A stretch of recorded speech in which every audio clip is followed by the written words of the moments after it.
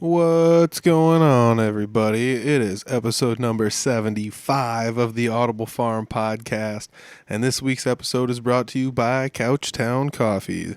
Couchtown Coffee is roasted right here in Iowa. Check them out on Facebook or on their website, www.couchtowncoffee.com. If you like the coffee, go ahead and make an order.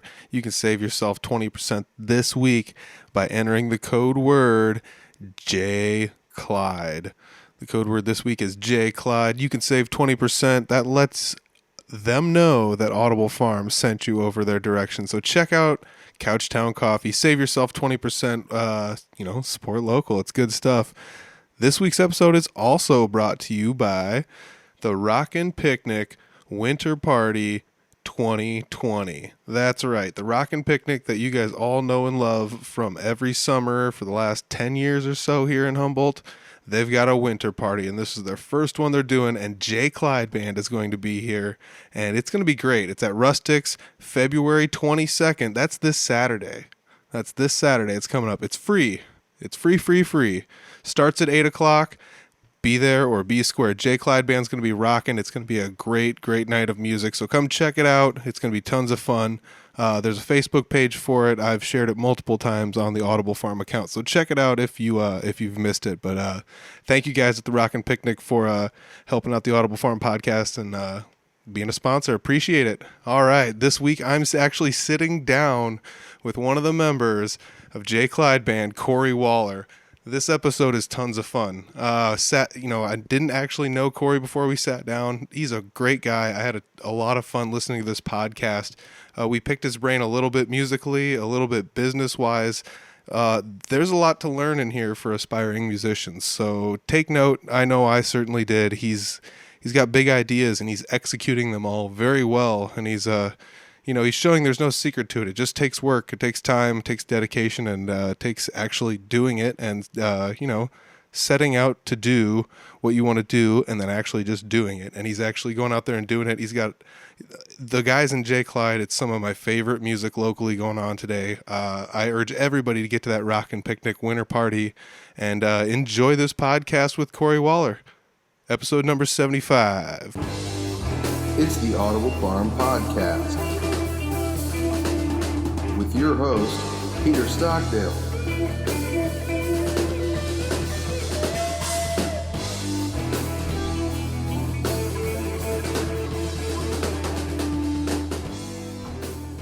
Okay, so today I'm sitting down with Cory Waller. This is the first time you and I have ever actually really talked. I think I met you at a Jay Clyde show one other time. Probably. But other than that, this is the first time we talked. So, thanks for sitting. Hit my mic. Thanks for sitting down with me and talking first off. Yeah, thanks. But let's start at the beginning. You and I don't know each other. We Sure. don't know each other very well at all. How'd you get started? Do you play guitar? Yeah, and I'm not sure how far back you want to go on this whole Start at thing. the beginning. Okay, so when I was like... You were born a baby. Yeah, I was born a baby and immediately grew into a man. Sweet. No, when I was like 13, there was a kid that moved to Manson where I grew up, and he was from Rockwell City, and him and his family played at some talent show thing. Oh, cool. And he played guitar, and immediately I was like, I need to be this kid's friend, because I always really liked music. I just never had an avenue to pick an instrument up or whatever. But yeah, we became good friends, and then he played guitar. His brother had a bass, and so I was supposed to be like a drummer. Okay, yeah. So I convinced my parents to buy me a drum set. Okay. And they were very hesitant to do so because all they saw was me being Ozzy Osbourne. Yeah, They were like, "You're gonna be on drugs and drink so much beer," and I do that. Oh, but, yeah. but I think it's every parent's fear. Yeah. When they're like, my kid's going to play guitar. No. but finally they gave in and they bought me a drum set, and it was literally starting from nothing. My buddy would have to keep 4, 1, 2, 3, 4 on the hi-hat, and then teach me how to do kick snare. Mm-hmm. And then I would put it all together. Okay. And then eventually it got to the point where I could play, and we wrote songs. We did 2 albums, and then after a while we got into doing hardcore stuff, Okay. Under Oath Sound and stuff or whatever. Okay, and, yeah. Um, Obviously, we progressed as musicians, so we got a lot better. Mm-hmm. I wasn't great, but I did okay.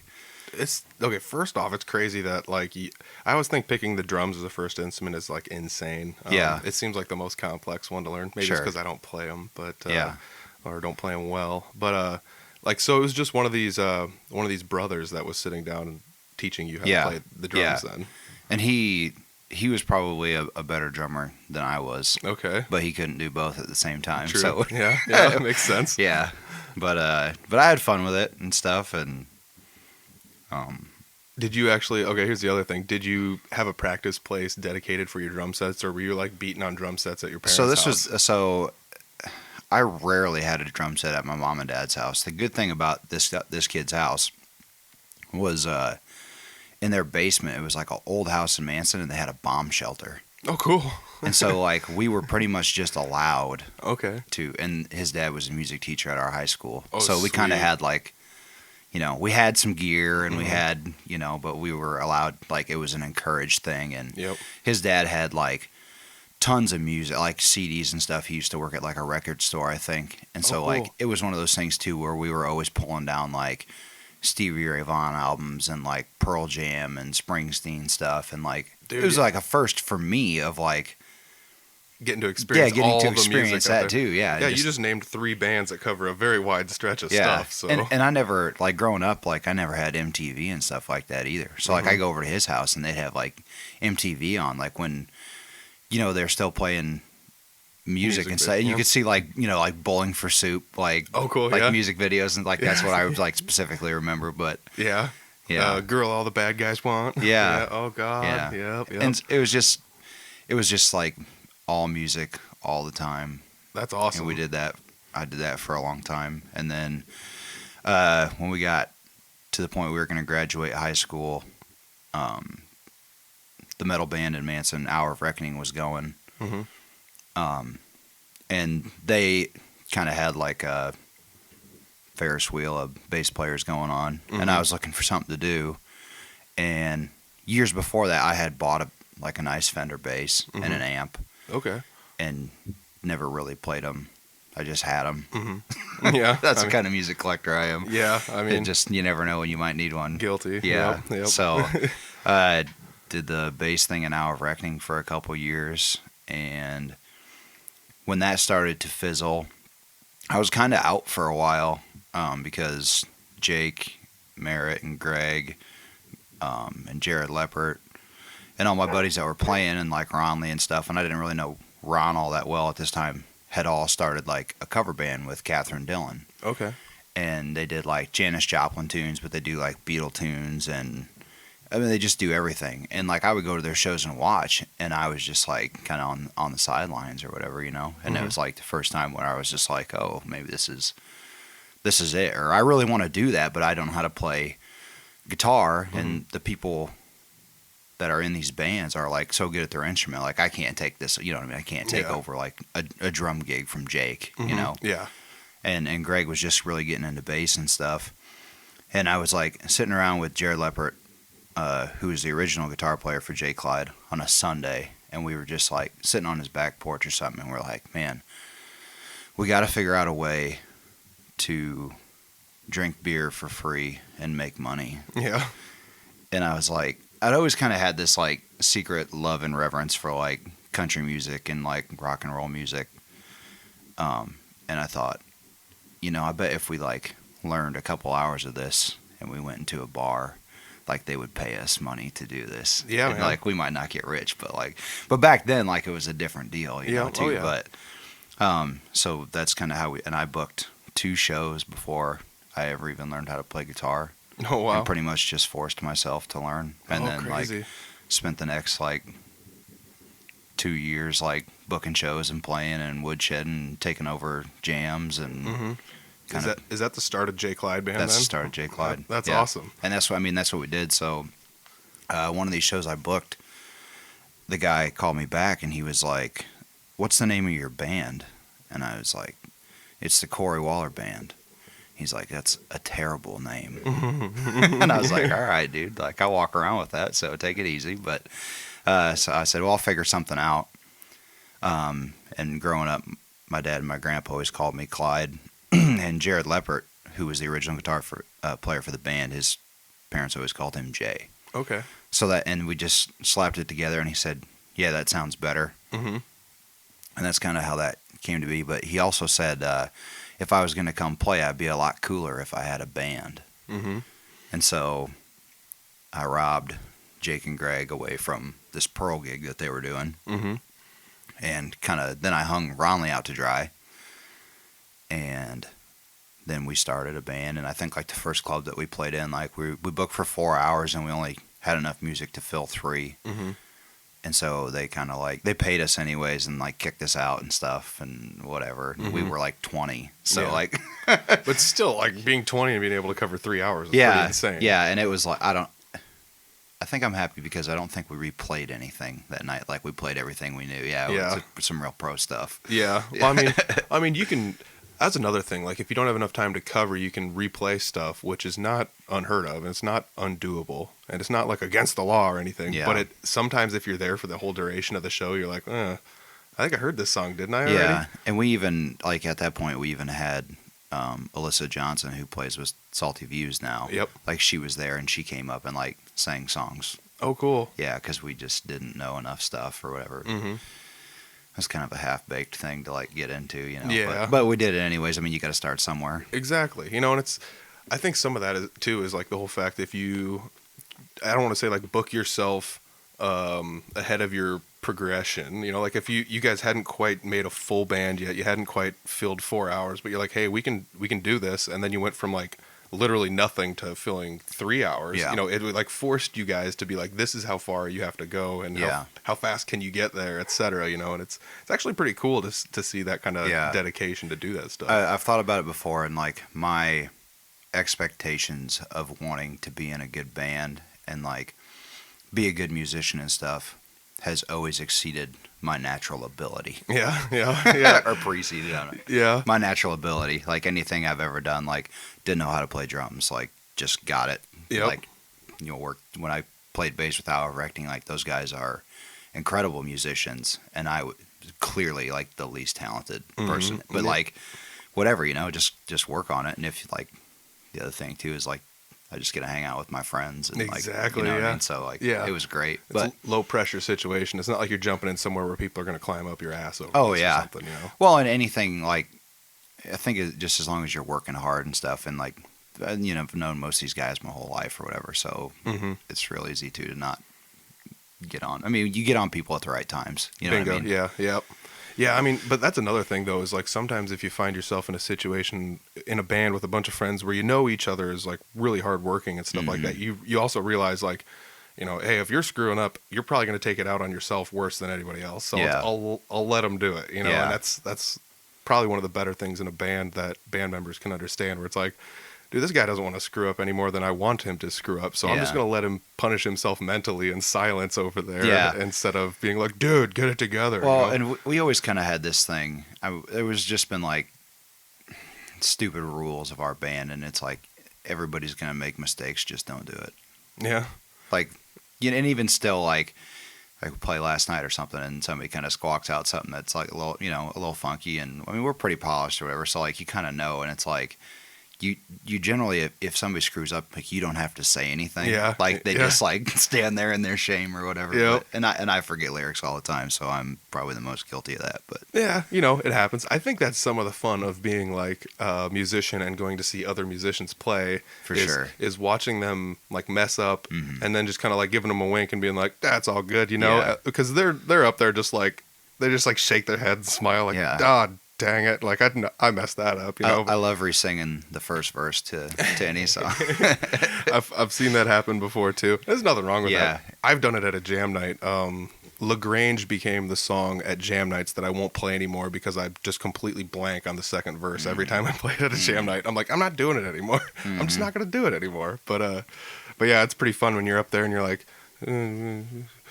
this doesn't sound good when you sing the first verse again, but I have to do something here. 'Cause Yeah. you can't Oh, just- exactly. Yeah. They just stand there and It's bad, man. and It's with bad. like in the Jay Clyde Band, like another one of those stupid rules is like, and we learned this. This was the good part about coming up with your friends and like playing with them from like high school and kind of got with Ron early enough, and like anybody used to play with us, Neil and Sean or whatever. But like, there is a no bail policy. Yeah. Like, you will not, like, Jake, just keep laying it down, and like we will find the surface again. Like there is a no bail policy. Yeah. Yeah, you don't go halfway into a song and be like, we screwed up, we're starting over. Yeah. That doesn't. Yeah. But it just like, it also sucks when you're like, 3 measures into something and you remember the lyrics, and then like, so you're gonna start singing and everybody's not like vamping with you, and then like the chord change happens and you're like out to dry. Yeah. And you can't like mentally like fast forward those lyrics in your brain, and then you just train wreck till you hit a chorus. But Yep. I mean, that's always kind of been our policy. Yeah. I mean, that is also like, if you get a band that's comfortable enough to play together, that's also one of the things I look at in bands, is when they get kind of lost like that. A lot of the best ones know they've played with each other long enough where it's just like, let's just keep going. This guy's going to add a little fill here, and he's going to do a little bit of a solo ditty until we come back to the one, and we're all starting over again. That's the deal. And that's like beautiful, because that's like getting lost in a conversation and coming back to what you were talking about originally. That's some of my favorite stuff.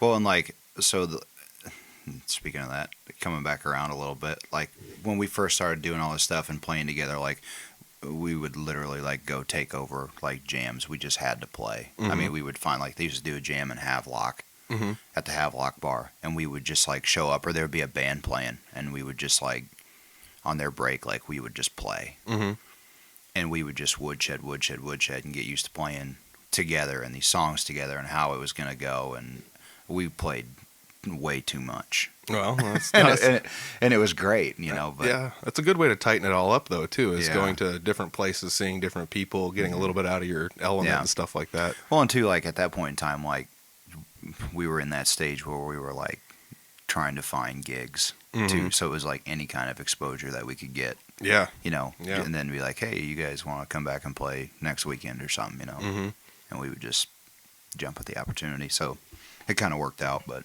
Yeah, hunting to find gigs to play is never an easy thing when you're like first starting a band, and like even if you've been in a scene before, it's tough to be like, hey, I got this new band, it sounds like this, and I mean, we don't have anything recorded. So they sound like your old band, or yeah, I mean, it's so tough to get in there and jump into a scene. I mean, even if you want to, like, I'm sure it's different for you guys than it would be for like somebody in the Des Moines scene. Like, let's just throw this as an imagination, like. Got a punk band in a Des Moines scene, then all of a sudden you're like, I started a metal band. It's not really that hard to jump back in, but still people are like, I've never heard this before. Right. They're kind of leery or whatever. But around here, you got to go small town to small town to bigger town to small town, and you're covering miles. And, I mean, this isn't a place where like if you're playing in Havelock, they don't know you, any more than the Man in the Moon up in Kossuth County in northern, like up in Britt, the word doesn't travel that far usually, as opposed to like the Des Moines scene where it's all just 10 bars total that are playing all the music. I think like too, like with like social media and stuff like that, it's easier now to kind of spread. I mean, even than it was like 10 years ago. If you think about that, but and we're poor at social media. No, like everybody wishes they were better at it, but like I don't know. We try. We go in phases, I think, where it's like we hit it really hard and then we're bad at it again for a while. I think you guys' social media is pretty polished off. I think last time I checked on Facebook, you had like almost 4,000 followers or something. That's insanity for a band in northern Iowa, and you guys are well deserving of every one of those likes. So that's fun. Yeah, I mean, that's really cool. I think it's one of those things that it probably doesn't register in your brain because it's just like, well, this is just some random number on the internet that doesn't really matter. But like, it's got to feel good when you show up to shows, and almost every town you go to, you're like, somebody's going to come because they saw your stuff on Facebook. Right. That's really neat. And I mean, like, too, we've been doing it for almost 10 years or whatever, so it's like we should have something. Yeah, exactly. Like somebody should know who we are by now. I don't know. Or just like you've been around long enough, so yeah. But yeah, I mean, you guys started, I'm assuming just like everybody else, playing in bars and stuff like that. But I've seen you guys play at like town festivals and like on the lake and different towns and street dances and all sorts of stuff. Yeah, I mean, big stages, little stages, and phone booths everywhere. Yeah. You guys still doing smaller shows, quote unquote? Not so much. Like, we're just too big. Yeah, the setup's too big. Like we did a lot of stuff to streamline our setup and everything, and our equipment's big. We're in a 6-piece band now. Yeah. Including Mark. Like, we haul around our own sound guy. Oh, yeah, that's right. Mark Gales. Yep. So even like this summer, we're gonna have to go out and like try to get like people to pull 2 gooseneck trailers up, because it's the one's just not gonna work anymore. Oof. Yeah, man. Yeah, and then like all the frilly stuff, all the lights, and just takes up room, man. And amps look good on stage, Yeah, So. yeah. I mean, that was another thing. I've covered it a few times in prior podcasts, but it's like those frilly things actually do kind of matter. Like, it's not like a light show is gonna make the band, but at the same rate, like, you can be an awesome band with no lights and no other entertaining glitz or glamour, and it kind of vacuums a little bit of the enjoyment out of it. When I took a break where I played with Salty Views for like a year and a half or something like that, and I got really close with Tim Salter, and he always said, like, you see what you hear, something like that. Yeah. And he was really good with DMX, and Salty Views always got great light shows. And so when I decided to go back and do the Jay Clyde thing and everything, I was like, man, it's just such a mood setter. Like, I mean, for your audience and stuff too, but even like as a performer, like the chases that we have set up in Jay Clyde, like, if it's kind of like a slower bluesier tune or something, or whatever it is you're doing, like, throw on like some like purple and green and blue lights.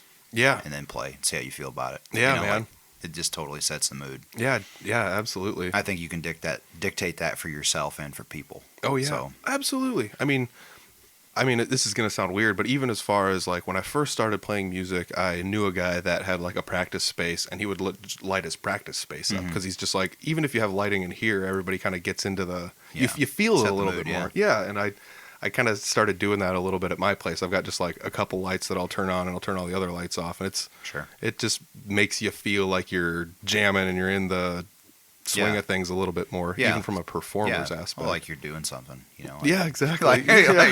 But we're here to like, try to make art or perform or, whatever it is you want to call it, what you do. But like, just try to be professional about it, be pro. Like, I'm sure there's something to say for the fact that like, also you're being hired to play music for somebody, but you're like ultimately being hired to entertain people that are there. Yeah. And you can just play music, but then that might lend itself to people turning their back to you and just facing up to the bar. Yeah. But if you're, if it's entertaining to look at too, it adds that extra dynamic that helps people address you guys instead of just hearing music in the background and not looking at you. Yeah, and I mean, it's really hard to ignore like a bright light show too. Yeah, so. Yeah, exactly. Yeah, and then we look better or not as ugly or or more ugly because it's brighter. But yeah, and it's been a process. Like that whole thing's, if you ever get into like DMX lighting, and it's a trip. Yeah, and it'll drive you to drink or do whatever you do. But it's very rewarding.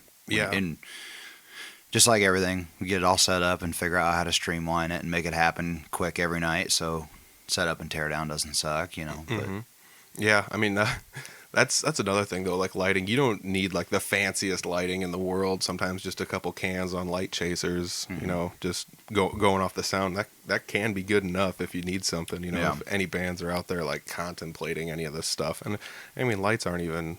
Like we said, lights aren't even like 100% necessary, but it adds that extra something that makes it visually tangible. I mean, that's not what tangible means, obviously. Right. But yeah, you know what I'm saying.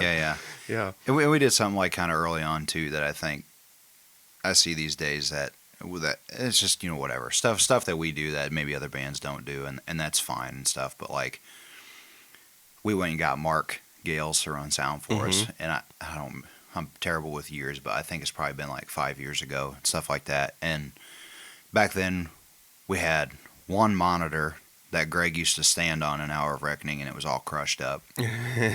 And like we had like 2 PV like 112s up on, and it was just god awful and stuff. And then we got a bigger sound system, and then like when we got Mark, like all of a sudden like we're getting gigs. Yep. Because we sound good now. Oh yeah. You know what I mean? And so then we went and bought like floor monitors, because we're like, yeah, we should be able to hear, and then, now we're all in ear and stuff, but like, I don't know if it's just a mindset, but we just decided like early on to try to like do little things that mattered, like find a sound guy and Yeah. do lights, and then like sell a show. You know, Yeah. like do it.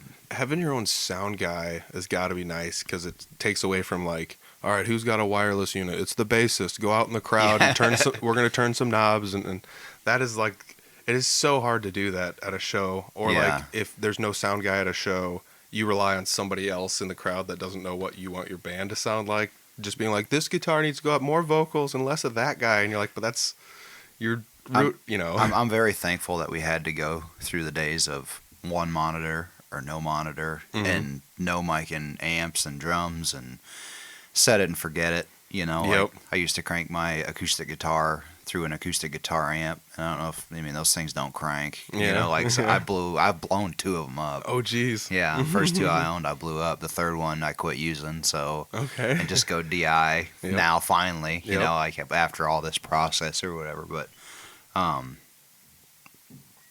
I forgot where we were at. Oh, that's cool. Sorry, No, that's, I was on a good train of thought too, and then I derailed myself. But let's change gears here a little bit. right. Six-person band, Jay Clyde. yeah, Let's name them all off so we can give everybody a little bit of a shout out here. from my left, playing guitar, Ron the King from Gowrie. Yeah. And Ron's been with us for a long time. Yeah.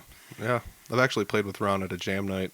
Talked to him on the podcast. Cool Sure. guy. Yeah, Cool yeah. guy. Yeah, he's probably one of my best friends in the world, and we hang out, and It's understandable. Yeah. Yeah, he's a good guy. he is a good guy. So I've been playing with Ron for forever and love every minute of it. And then we just added back Sean Menikis in Yeah. our band. He played with us a couple years ago. I think he played with us for, I don't know, a year and a half, 2 years, something like that. After Neil had left the first time or whatever. So Sean's back in the band now. Neil Anders grew up in Lake City, he lives in Audible. He's playing guitar for us and has for a long time. And he recorded our album Oh, cool. at his house. That's where we did that, Nice. like with all his equipment and stuff. So That's sweet. yeah, Neil's awesome.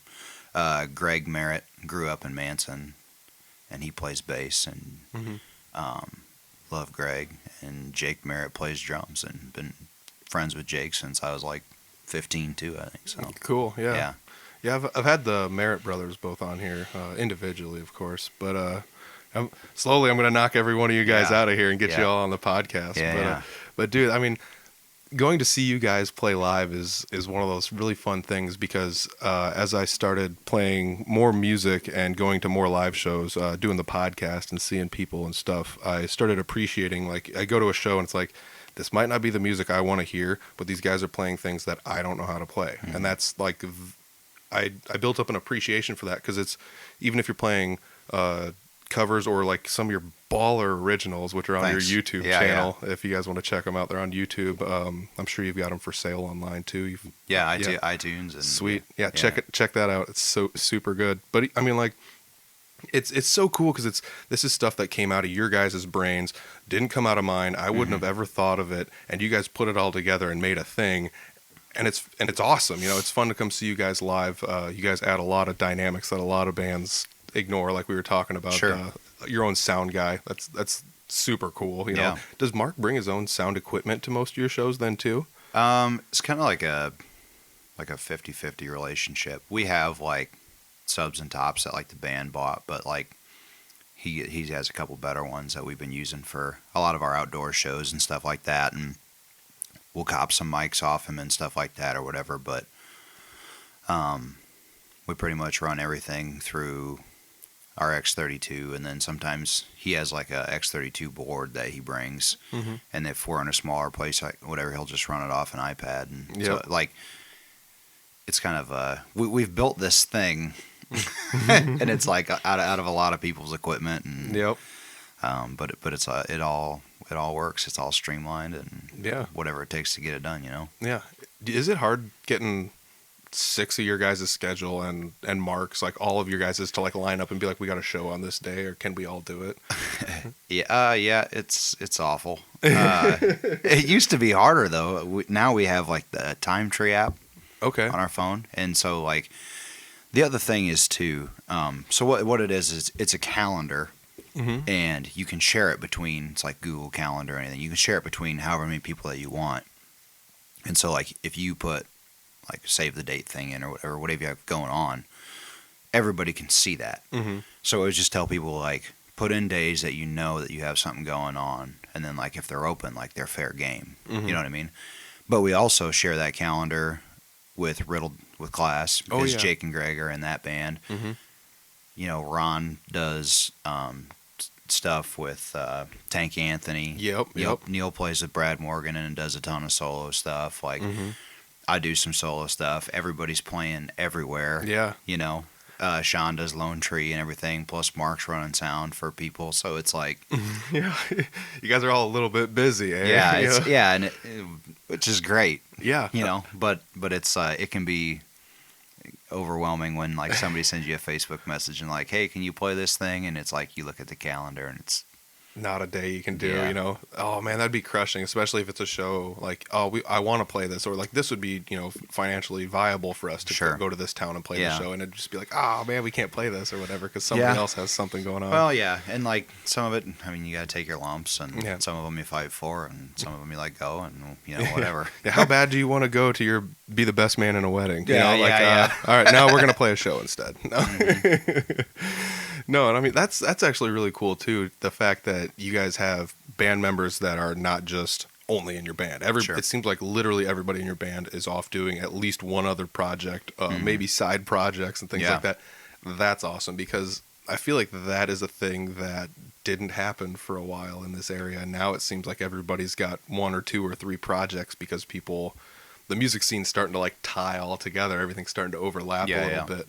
Yeah. It also, And I'm really surprised too. I mean, just like with the guys that I get to play with and Jay Clyde, like, and I called this a long time ago that like I knew I got really lucky, and like these guys are my friends and they're great players and stuff. But I figured like people come like haul them off eventually, like, and they go play with other people, you know, like, yeah, which is great, you know, and I love it and all their projects and stuff, and like I get to go watch them as much as I can and stuff like that, and it's great, you know. Like I said, like we were talking, like Jay Clyde doesn't do like the small like bar shows anymore or whatever, so like we run super hard in the summertime when we can get outside, and then we'll do like private events and stuff like that. But I mean, it just makes sense for everybody to go do, yeah, you know, something different or smaller. yeah. know, You whatever. actually get to go back to where everybody cut their teeth and they get to go recut their teeth. Well, on yeah, something exactly. new, you And know? just and like too, I mean, you just want to keep playing, you know. Yeah. And that's great, and you know, making money and just doing whatever you got to do, you know, extra scratch on the weekend or whatever. So Yeah, I guess I never thought about that. Being a band that is in slightly high demand might yield you guys situations where it's like we can only play like twice a month this month, or like you know, but that leaves 2 whole weekends where you're not playing. Yeah. Plus other days on the other weekends where nobody's playing a show, and like, can I fill those up with something else? Because like we said, Jay Clyde's like a high volume band. Is there 6 of you plus a sound guy? It takes a lot of work to get you guys all to get to one place. I'm sure you guys get a decent amount of offers from people trying to find, you know, get you to play. So, God, turning down gigs has gotta suck. So, and that was the thing, and it was kind of a turning point for us. Is like when we used to go out and like try to find shows or whatever. Like we always had the thing, and like I don't know how many times like I was hungover for Thanksgiving and Christmas and Easter and like just everything, because we used to have this thing that was like, never be the person or like the reason that we have to say no to a show. Yeah. And that was like when we were doing like the woodshed stuff, like you know, we played all the time and it didn't matter. Like, just don't be the person that can't play this weekend. Like, don't ever have anything you know, other than playing going on, you know. And now it's like we're getting older and wives and kids and like just life, and you know, like but yeah, like once people start offering you for shows or whatever, like you can't play them all. Yeah. You know, and two's like stuff like things just have to work out, things have to line up, and you know, financial things, and it's nice to be able to pick and choose sometimes. Now more than it was in the past. Yeah, I mean, I get that to an extent. I play in a punk band down in Des Moines, Three Finger Betty. you used to never turn down bookings, and it was to the point where you're like, oh, we played 38 shows this year in a punk band, but it's like some of them are like Tuesday night early shows and stuff like that, where it's like eventually you're like, how many people are coming to Tuesday early shows, especially if they start at 5 and people aren't even off work yet, and so you start to, after you establish yourself, you start to cherry pick a little bit, Well, and too, like, and they say absence makes the heart grow fond, you know what I mean? So like one thing that we try to do now is like, if we play somewhere, to try to vacate the area for a while, and that's kind of the beauty of like playing in the summers too, is that like, if people want to come out and see us play or something, like they haven't had 6 opportunities this winter or like this month, to like, to come watch us play either. And so like that kind of helps you out too. Yeah. Definitely. I mean, just as far as... It's probably an excuse for being, like, lazy about playing in the winter, but... No, man. Like, I totally get it, though, because if... just coming from, like, the punk band, like, Three Finger Betty perspective, when we were playing shows, like, at least one a week, it was one of those situations where it's like, you can come see us at Vaudeville on Tuesday, or Boggs on Saturday, or Fremont next week on Thursday, and it's like all the people in Des Moines were like, oh, I can just make it to the next show. Oh, I can just make it to the next show. Yeah.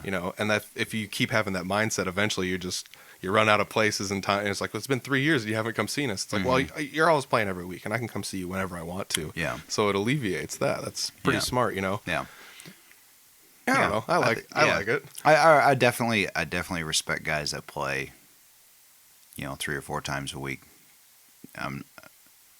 I miss those days sometimes, and sometimes I don't. Dude, yeah. I mean, like, not only that, but there's some people that find a way to do that and still jump around to areas and give and still give each area like a month or so a break. It's, If you got like a circuit set up that's big enough for that, like, go get them. Yeah, dude, it's wild, and it's crazy because there's people like right here in the Fort Dodge area doing that, and it's mind blowing, Yeah. And then you get I mean, I'm not trying to like just point at anybody, but like Jeremy Over was one where he just like would go around the area a bunch, and then now this last winter he was like, I'm gonna go try a different area and see what happens, and he's been down there just every single day, somewhere playing. I've been trying to keep up with that trip. So every time he posts something, but it looks. And Ronley and I were in Austin with our wives last spring, and like some of those bars that he's playing in, like we went to. Oh, no way! Yeah, so like, dude, that's cool. Yeah, that's super cool. And I actually just saw something today, and I tagged Ronley on Facebook in it. But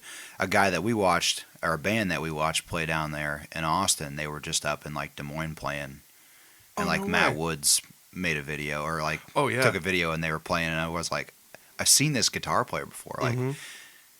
And then I like tag around, and he's like, "Yep, that's the guy," or whatever. So, and they just like swap places. I don't know. So it's like, well, that's pretty wild. Oh my gosh, yeah, that's another thing that you don't like. I didn't realize how big and small the music scene was until I started just really diving into it. And you're like, there are so many. There's hundreds of musicians in Northern Iowa that are playing gigs everywhere. But then you start to realize, like, I mean, a lot of us are friends with each other on Facebook, and even if you're not friends with somebody, you still know about them and things like that. So, well, and that's like, so I've listened to a lot of your podcasts, and the thing that I find entertaining about it, and I was telling my wife this on the way here today, was like, I don't, like, even though I've been a part of somewhat of this music scene for a long time, like, I don't know who everybody has played with. And then when they come on here, it's like a tell-all. A little bit. And so like I'm even trying to, I'm even connecting some dots, and I'm like, and that's how they know that person, or whatever the situation is. I'm like, all right, I get it. Yeah, it's a weirdly small world. Somebody should go out there and create like the Audible Farm music family tree throughout time and just tie it all together. Where would it start? I don't know. I have no. All roads lead back to Jeremy Over. Yeah, probably. I remember being in high school in a punk band. We called ourselves Active Input. If you want to look it up, there's some cover tunes on YouTube. I put them on there because I thought it would be funny. But check it out. It's fun. Otherwise, like when we were growing up in high school, it was like Jeremy would ask us to play shows, around Fort Dodge and stuff here, and we weren't polished enough. I'm using huge air quotes to play the shows. I mean, we could cover maybe a half an hour with cover tunes and stuff like that. But that was one of those deals where it was just like, man. And he's only like, Jeremy was only like maybe 2 years older than me. So it's like, how are you 19 or 20 booking all these shows? And I mean, he did I mean, he was one of those guys, like you said, that did a lot of work around the area and pushed for music to be played in places. Invited a lot of people. You know, Yeah. I think like the first show that I ever played in, I think I was like 15 or something like that. It was up at, I think it was called Spanky's at the time. It's the second floor Eagles or whatever it was. Yep. And it was with like another punk band like Jared Harp and Alex Bird and Cam Pansy. They were in a band, and Gabe, I can't remember Gabe's name, but and we were a punk band from Manson, and for some reason Jeremy was probably there. Like and I know like after that, like we started playing a lot more shows, and like that's when I started like remembering him. And I always, and even like till like 2 years ago, I thought he was like a lot older than I was, and he's not. Yeah. I mean, like, but yeah, it's wild. I mean, stuff like you guys getting as big as you are, and Jay Clyde and Jeremy doing the things that he did throughout the last like 15 to almost 20 years in the music scene in Northern Iowa. It's, you know, those are the things that show you if you stick with it, you know, just work hard and stick with it, and stick to your guns and just keep going forward. And it doesn't matter how fast you're going, just go forward, some direction you're forward. Gonna fall forward. Yep. Gain some ground, man. Yeah, and I mean, it's cool to see you guys get as big as you are and do as much as you're doing and start playing bigger shows, or like play every weekend, or like I think the last time I talked to Nick, he was talking about how you guys and Jay Clyde were just went hardcore last summer, and we're just playing as many shows around the Iowa area as you could, you know. And yeah, it's crazy. It gets crazy sometimes, like in you know, the things that we learned when we were kids and stuff too, of like, we used to do like, you know, 7 shows in 8 days, or you know, like sometimes we'd do like 2 shows in a day or whatever, and it would be like over the 4th of July weekend, and so we would do like, you know, 6 shows in 5 days or something like that, and like we just used to kill ourselves. Like by the time we got to the end, you know, but like it's just great. I wouldn't trade those days for anything, but I'm glad they're over. Yeah, I always thought it was funny that like if you start playing that many shows, it like burns you out. But then when you're not playing shows, you're like, I wish I was all burned out from playing too many shows. You always want what you don't have. Your first full weekend off, you just go nuts. Yeah. Oh man, and that's another thing, is having weekends off while you play music. Recently, I've just started going to watch other people play music because it's so much fun to go see other people. Recently, I went and saw Blue Ribbon Ramblers play. You know, I hadn't seen them in a while, so it was really fun to go see them play. And I mean, last year I took a buddy of mine to go see you guys down in Lake City. Is that where you played? Lakeview. I think I remember seeing it. I gotta say it again. Lake City doesn't have a lake. Lakeview. You can view the lake from Lakeview, but there's no lake in Lake City. Yeah. Somebody told me that, and I always forget. Everything but a lake. Yeah. I think that's what the sign says. Really? I think so. That's awesome. But yeah, I took one of my buddies. I recently went back to school, and I took him down to go see you down in Lakeview, and you guys were playing right on the lake there. That was super cool. Yeah. And not only that, but there was like pyrotech. Like you had your own pyro team, was my joke, but there was fireworks going off on the lake while you guys were playing. I think we got lucky last year, probably like a half dozen times where like we would play and fireworks would go off. Oh, that's so cool. It was just like a thing. I was like, well, cool, fireworks. And people would be like, yeah, at the end of songs, and they'd be like clapping like real extra loud and stuff, and then we'd realize that there's fireworks going on. We can't hear shit because we got our in-ears in, you know. That's smart. I was wondering how you guys were keeping time so well with all that going off, because like, man, isn't these booms distracting? No, with your in-ears, and you can't, I mean, and everything's mic'd, and we run our ears in stereo now, which is a trip too. And like, oh, that's cool. Yeah, that'd be wild. Yeah, it was a lot of fun to set up. Oh, I bet. Yeah. But yeah, I mean, that was one of those things. I took a buddy of mine from Iowa Central to a jam night, and it was one of those things. We talked to each other like, do you know this song? Yeah, I know that song. Let's just go there and try it, you know, see what happens. So we played like Going Down by Freddie King and Stranglehold by Ted Nugent, just a couple of like simple-ish jam songs. But Ron Lee was there, and Ron Lee played lead for us while I sang and my buddy played bass, you know, and it was super cool because we get done and Ron Lee was super nice to us, you know. Sure. And I had met Ron Lee once before, but it's still really cool to have Ron Lee. You know, you play with somebody like, damn, this guy's good, and then you're like, oh, he's nice to boot, you know. That's super cool, you know. Yeah. And so. And humble too on top, just to make it worse. Yeah. Yeah. So I remember I asked my buddy, like, hey, do you want to go down to Lakeview and watch Jay Clyde Band? Ron Lee plays in Jay Clyde Band. Oh, yeah, let's go check it out. And we show up and a couple songs in. He's like, dude, this is so cool. And I'm like, yeah, dude, these guys are awesome. So Yeah. it's fun to actually get to venture into the scene, play with some people, and then go watch them play live in their other endeavors. Yeah. Plus the benefit of that, when you go to see other bands playing live, I don't know why I always think this. I'm just like, dude, those guys are working right now, and I'm not doing anything. Yeah. It's kind of nice to just kick back and let them do all the work. Yeah, you don't have to tear down later. yeah. I didn't have to prep for this. I didn't have to show up, and they're doing stuff right now, and I'm just kicked back in a chair. It's hot out here. Yeah. I'm drinking club soda and lime. Yeah. And they're up there just sweating. Yeah. But Cory's struggling to find a place to take a drink of his beer. Oh man! Oh, speaking of beer, you guys had your own beer. We did. Jay Clyde beer. Yeah, down at River Hops this last year. It was awesome. That is wild. How did that all start out, or how did that come about?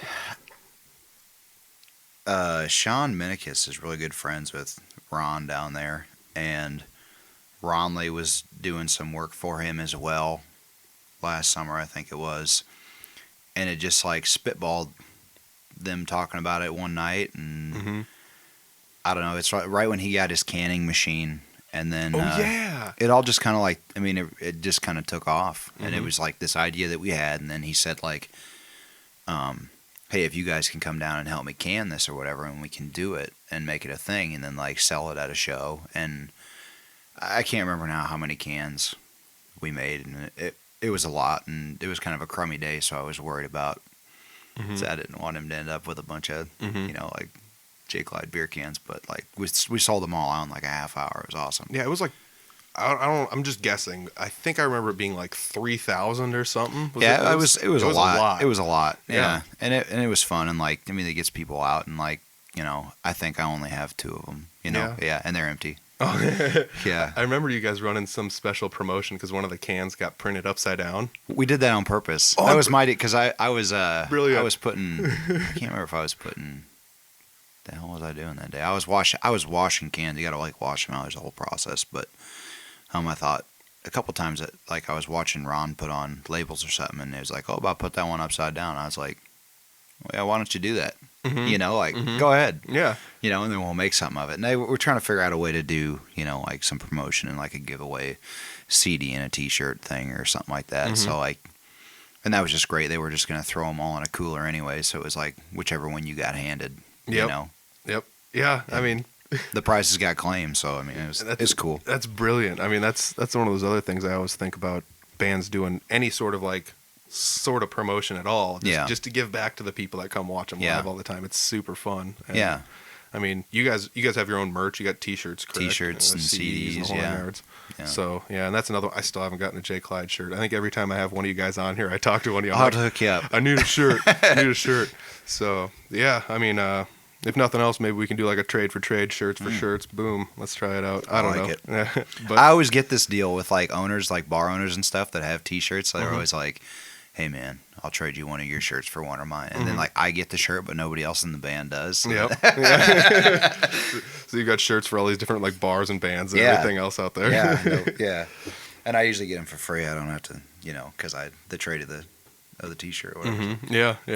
But all the other guys in the band got to pay for them. No, we were talking Jay Clyde Band, booking shows, staying busy. I mean, you get a lot of offers. Sometimes you even have to turn down shows. On occasion, you have to. But the Rockin' Picnic 2020, this show is going to be awesome because you guys are doing the winter party this year. We're doing the winter party. It's the first year for the winter party. I don't think they could have picked a better band to do it. This is going to be super sweet. February 22nd, Rustics in Humboldt. I've talked about it before on the podcast for good reason. This is going to be a good show. It's still at what was Rustics. Rustics got bought or sold or both, whatever. But it's going to change names and things are going to change. But the show's still going to party there, yeah. It was February 22nd, 2020. Is there a cover? No, it's free. It's free. Free admission. Dude, that's awesome. So, I mean, when I saw this show, I was like, I got to go to this show. Unfortunately, I booked another show before I knew about this. So I can't go.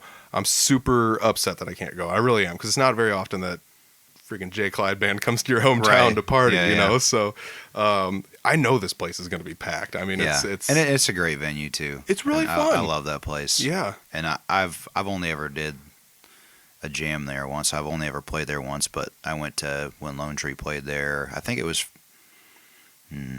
for this last year, or it was something around this time last year. Yep. I don't remember what it was, but yes, they did play there. Yeah, I ran lights for them that night.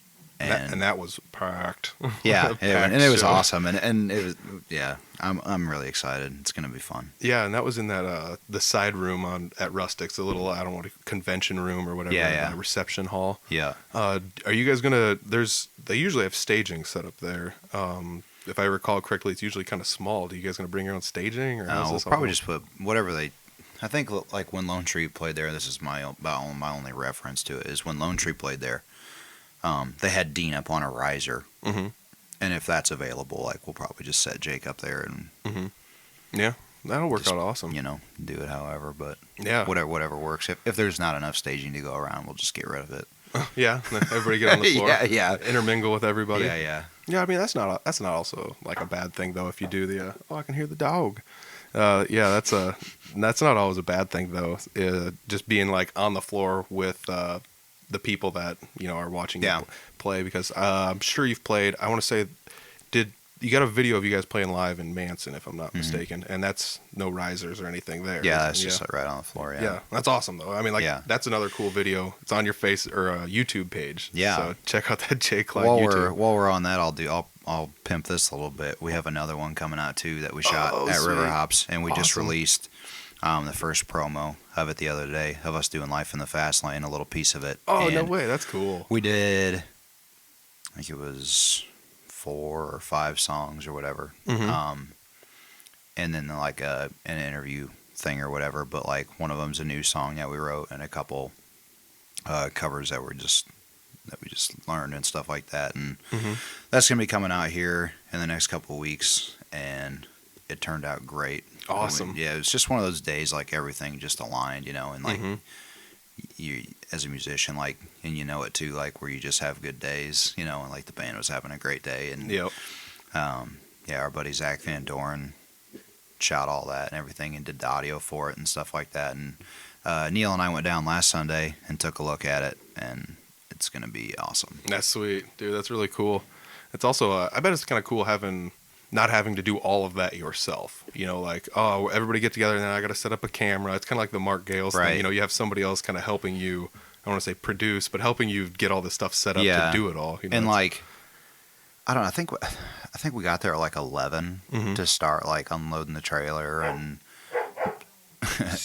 and doing whatever. But like, they brought tons of gear, and they have cameras and their own lights, and I mean like it's I know why people go crazy on movie sets. Yeah, dude. It's not like they were just coming in there with an iPhone and putting it on a tripod and being like, let's do this. Yeah, because we have to set up like we just have to set up. Then like they have to mic stuff, and like on top of however we were just miking things, they put extra mics on things and room mics, and then like we ran it all, and we had to get our ears set up, like our in-ears all like completely reset up, and I was singing into a different vocal mic than I've ever sang into before, and so like that was a new thing, and then it's all got to go into their computer for like the Pro Tools. Oh, yep. And you got to make sure you got levels for that, and then like you got to do like run, you know what I mean? Then they were like, okay, well, do you want to start shooting? I'm like, well, can we just like warm up, and so like then we just run through everything and make sure that it's all sounding good and that your ears are the way you like them, and you as a player, you're warmed up, and they got their lines got the signal that they need, and you know like I as the night goes on, I tend to sing louder, and so it just gets to be like it is a huge process. I don't think we actually started like shooting like actually like recording the songs, and we did them all live, like all the audio that you're gonna hear on this is all live, like all the singing and everything. We didn't have to overdub anything. That's awesome. Yeah, it was great, and I was just I was super surprised, and I'll admit it right here on your thing. Like we went down there last weekend with like some intention of like possibly having to do vocal overdubs on stuff, and it did not happen.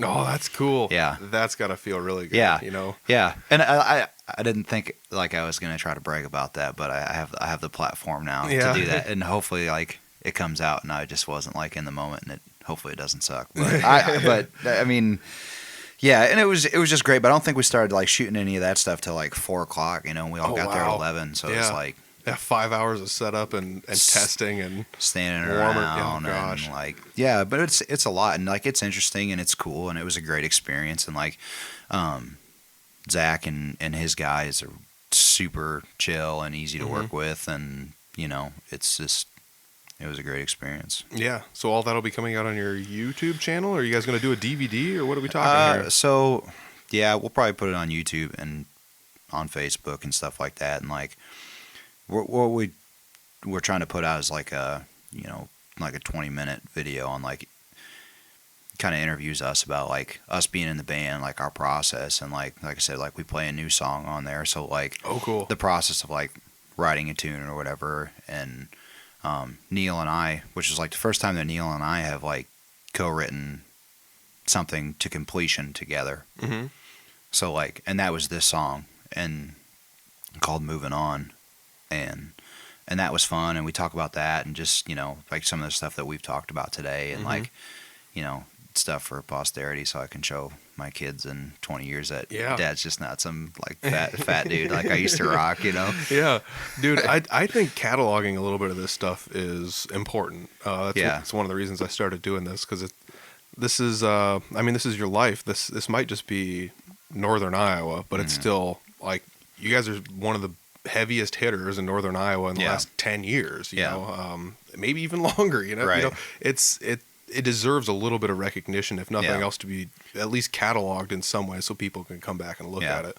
And to like, you know, to say like talking earlier or whatever about like, you know, frilly things and everything, like with sound and lights, like to have like a nice looking like polished video that can either get sent around or you send out to places or venues, a place that places that you maybe wouldn't always get a gig or something like that, and just be like, look, this is us, this is live, this is what we do, you know. And then I mean, you have a better shot at at attracting those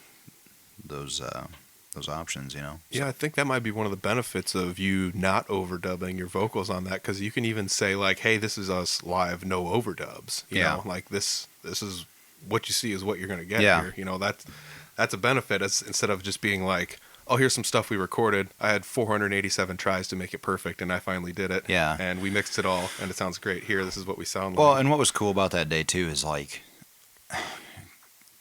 some of the stuff that we did was like, and I would say like for us, it was like, you know, difficult or harder material. We just really wanted to like push ourselves and like lay down stuff that was like, and I always loved that. I've always really wanted to do that. Like since we started Jay Clyde Band, was like find material that was like difficult and like try to stick it. You know what I mean? Put our spin on it and stuff like that. Whether we were doing our own stuff or covers or whatever, but like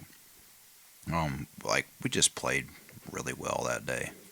That's good, man. I mean, when you feel the groove with your band, I don't think there's a whole lot that's better than that. It's something special. I think that's like a weird connection you don't always get to make with everybody. Not even everyone you play music with. You know, just being in the pocket with everybody is. Yeah. It's almost like you're speaking a language that only you guys can speak at that time. You know. Yeah, and I mean like also like a lot of these guys that we've been playing with and stuff like. Yeah, I've been playing with Jake and Greg since I was like 15 years old. Like, I don't have to say anything to Greg on stage. Like a look will do of like what I'm like.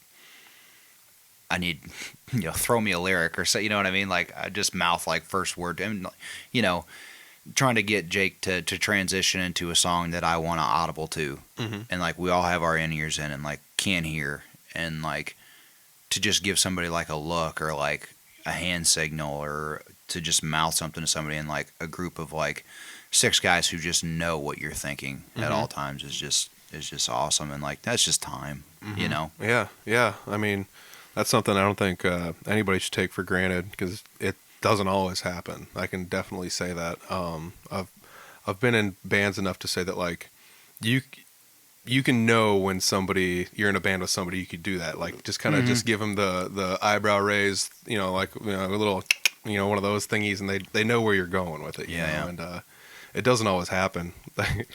Our punk band does the whole like jam thing at the end of every show usually, and we just kind of just fart around and jam stuff out, and sometimes it ends up turning into like Voodoo Child by Jimi Hendrix. Sometimes we just go weird and everybody starts doing their own stuff, but like we kind of all like look around. It's like you ready to like, do we need to shift gears or end this? We all kind of know whether or not to take it to a different space or just to wind it down. The guys used to give me hell too because like some of my hand signals, like after a while, I don't know, they started to like kind of look the same or whatever. So I'd have one where like one finger, kind of going in a circular motion, like was either keep going or wrap it up.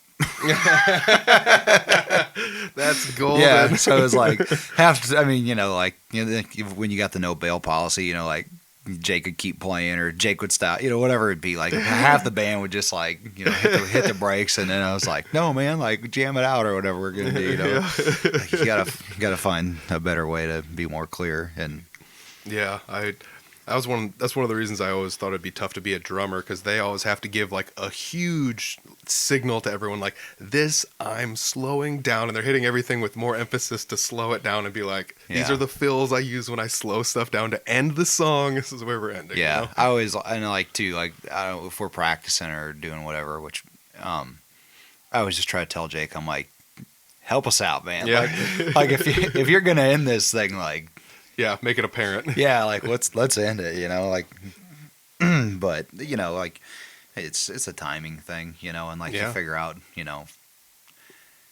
I played with like Jake and Greg for so long that like it's just things like when I like sat down to write the album and stuff, like there was stuff where I'm like I could write a song knowing like maybe what drum fill Jake was gonna do, or like what he was like capable of doing, if like anything that I asked of him like was gonna be, so like in my head, like writing a tune like was a lot easier because like I could almost hear the finished product or whatever, you know what I mean? And like these guys are so good, but like just to kind of like have this somewhat of like a insider's predictability of like of the don't let me down thing, whatever. Like, and that's just great, and that's just time. Yeah, that's cool. That's cool. Well, I think we've hey, we just went over an hour here. Is there anything else you want to talk about? I think we talked about most of the goodies. We kind of talked about the formation of Jay Clyde Band. Finally unearthed the name of why it's called Jay Clyde. I don't know how many times people are just like, is that Jay Clyde? And I'm like, I don't think Jay Clyde's a person. I think it's like a Leonard Skinner thing. I used to tell people that like that was my alias, and I would just like give that name out and Greg's phone number to like people I didn't want to talk to. Oh, that's hilarious. Yeah. That's good stuff. Yeah. Dude, that's one of those things I don't think a lot of people would have. I never knew that. I didn't know where the name came from, but I knew none of you guys were named Jay or Clyde, so I didn't know where. It's really confusing at some events too, where like somebody will walk in there and be like, so who's Jay? And then like we'll all just kind of like look at each other and be like, I'll be like, hi, my name's Cory, and I'll stick my hand out, and they're like, who are you? I'm like, sort of one of the namesake kind of things, Probably not who you're looking for, but I'll talk to you. So. That's hilarious. Oh my gosh. But yeah, man, this is a really good one.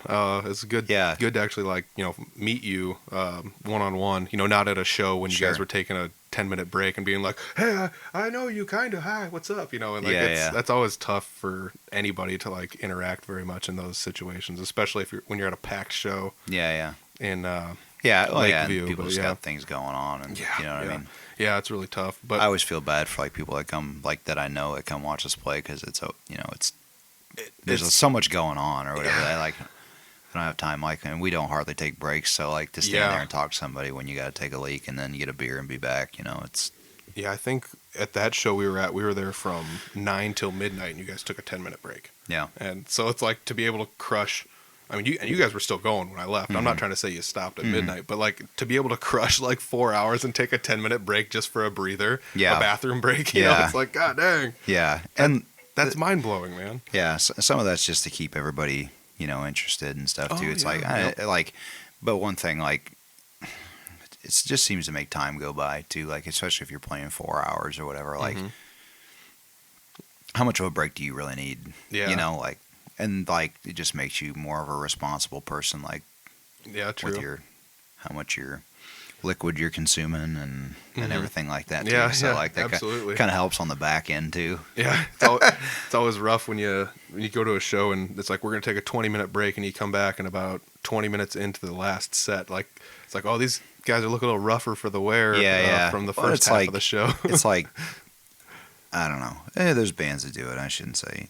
No, I But mean, like it's kind of the bane of my existence to like go to a show and then watch like an artist take a break for like 20 minutes or a half hour or something outrageous. Like, I always just thought, like, I always just tell the guys, I'm like, if you go have a smoke, take a leak, get a beer, let's do it. Like, that's what we're here for. You know, like, we can play for, with all the music that we, like, the stuff that makes a set list, like, scratches the surface of, like, stuff we've ever played together. And we could play all night.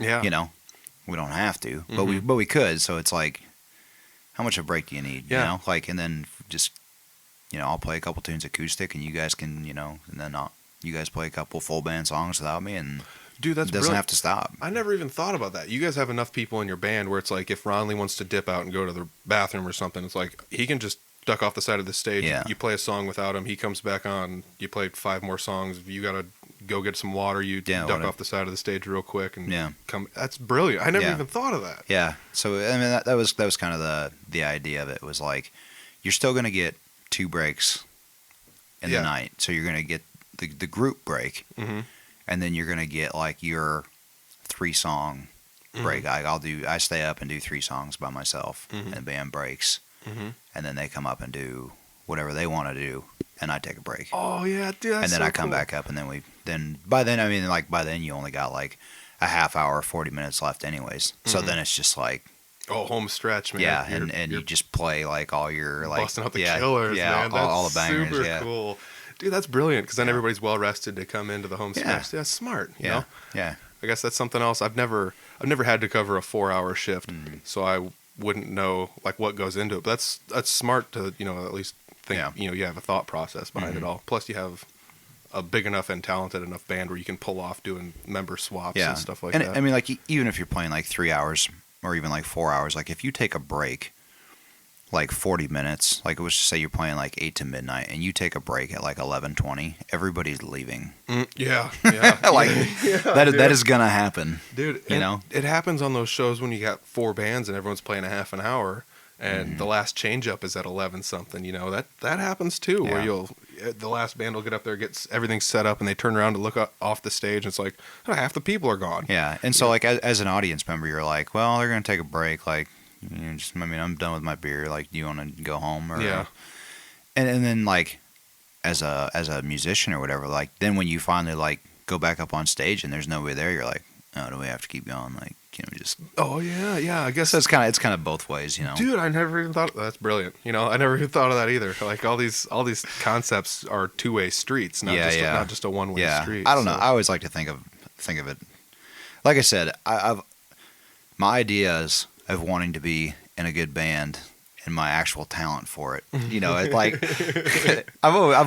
I sit around and like Ronley jokes with me, but I do sit around and think a lot about things like that. Yeah. Like, just the way if I go to watch a band play and the things that I like or things I think are clever or whatever, and just maybe the way that somebody runs their show or something, and I'm like, hey man, like that works great, or I definitely don't like this, and yeah, I mean that's smart. You got to know what you like, and like the fact that you guys have the conviction to go out there and do those things is wild. The 4-hour shows, you guys have everything set up a little bit differently than most bands. You got the lights, the sound. Everybody is ridiculously talented in your band. It's really cool to come see you guys live and see the experience that is Jay Clyde Band. So thanks for taking a little time out of your day to sit down and talk with me. Thank you. Absolutely. Everybody, if you guys want to go check out the Jay Clyde Band and you're anywhere in northern Iowa, the time is this weekend. It's going to be the 22nd of February. It is going to be at Rustics. It's free, so it's not going to cost you anything. It's going to be super cool. Rockin' Picnic Winter Party 2020 featuring Jay Clyde Band. It's going to be just as awesome as the Rockin' Picnic, except it's winter and it's indoors. They're going to have alcohol there and everything else. I'm sure it's heated. It's a great place. You don't have to come out to the Rockin' Picnic site in the wintertime to watch. Yeah. Oh my gosh, that would be brutal. That'd be so brutal. Rockin' Picnic winter party at Sheldon. That'd be insane. Woof. No. Yeah. It's at Rustics, or what used to be Rustics. So check it out. Audible Farm on any of the sites. I've started sharing the flyer over again. So if you want to check it out, it's there. Otherwise, just search Jay Clyde Band or scroll down. I got links to everything down below. So, dude, Cory, thank you very much for joining me on the podcast. Thank you. Thanks for having me. Absolutely. That was a good episode. You know what? That episode was right at the perfect length, I think. We covered just enough to get to know Cory, to dig deeper into Jay Clyde Band, to understand some of the things that are going on out there. But, we left a lot of stones unturned, so maybe we can have him back sometime. Like I said in the intro, we talk a little bit about music and a little bit about business, and we kind of paint this nice little picture of him, and it's kind of cool, but I still think there's more there to be heard. You know what? If you want to hear some of the stuff, scroll down below. I've got links to everything Jay Clyde Band down below. Otherwise, go to that Rockin' Picnic party. It's that Rockin' Picnic Winter Party 2020. It's on February 22nd, 2020. That's a Saturday. Show starts at 8. It's free. Jay Clyde Band is going to be there, and it's going to be great. I like watching these guys live. Every single one of them is very talented individually, and then you put them all in a band, and it's kind of insane. So just go check it out. They cover all sorts of stuff. It's rock and roll. It's a little bit of country, a little bit of blues, it's a little bit of everything you probably like, and that's what I enjoy most about them. Is it's just a little bit of everything, and they're all really good at doing what they're doing. So check them out. Also, I want you to check out Couchtown Coffee. Couchtown Coffee is roasted right here in Iowa. Use the code word this week, Jay Clyde, and you can save 20% on any of your orders at www.couchtowncoffee.com. Support local. Appreciate it, guys. Oh man, this is a good episode. I want to say thanks to Cory Waller for doing the podcast this week. It was good to actually sit down with him, and he was very accommodating, so I appreciate it. Thanks, Cory.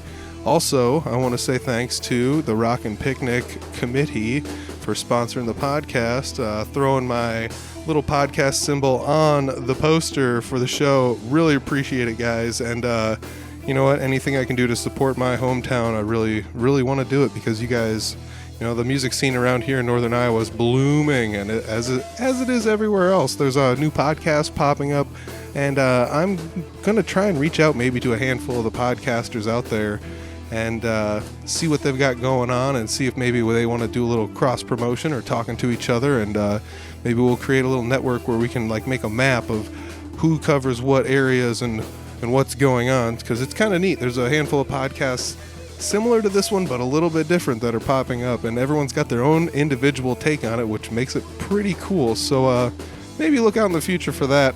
Otherwise, you guys go to that winter party, and we'll check you later. Peace.